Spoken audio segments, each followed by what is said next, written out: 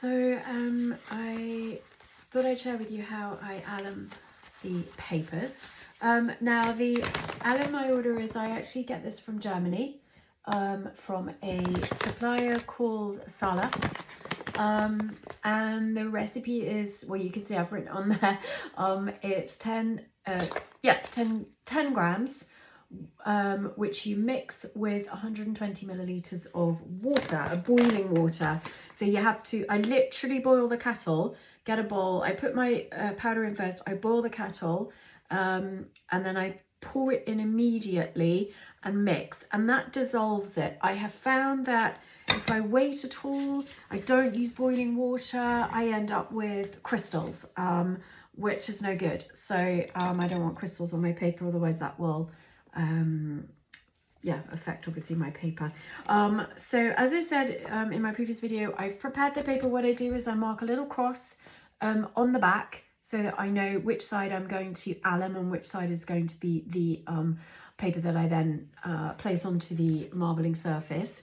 I've said before, because I'm a bookbinder and I use my papers to bind for notebooks, etc., I always mark the grain of the paper as well, so that I know which way to place the paper or marble my pattern, because obviously I may want to be getting two sides out of the paper, say for the books. So I've got my little bowl, I've got my sponge, I've got my gloves on, and I just take the sponge and I just make sure that I cover the whole surface of the paper, but making sure that I'm doing it on the side that the opposite side to where I've marked the cross. That's a very good marbling.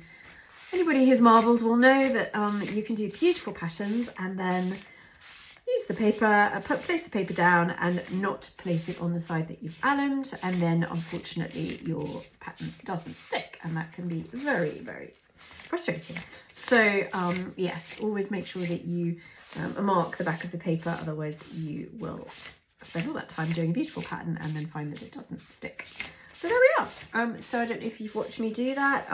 I tend to try and sort of do it up and down and across, so that there's literally not a little more bit of paper that is not covered, because if you miss a patch, unfortunately the pattern won't stick.